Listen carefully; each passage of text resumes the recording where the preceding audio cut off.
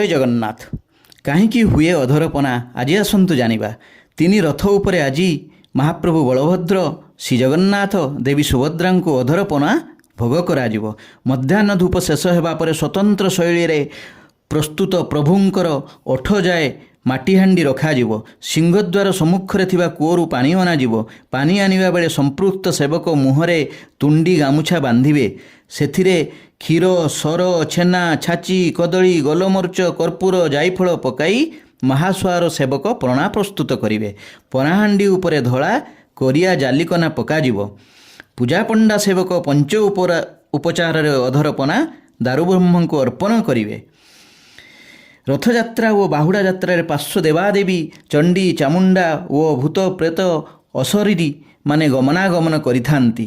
ମହାପ୍ରଭୁଙ୍କ ପ୍ରସାଦ ପାଇବା ପାଇଁ ସେମାନଙ୍କ ମନରେ ଲାଳସା ଥାଏ। ସେମାନଙ୍କର ସନ୍ତୋଷ ବିଧାନ ପାଇଁ ପଣାହାଣ୍ଡି ଭୋଗ ପରେ ସେମାନଙ୍କ ଉଦ୍ଦେଶ୍ୟରେ ହାଣ୍ଡି ସବୁ ଭାଙ୍ଗି ଦିଆଯାଏ।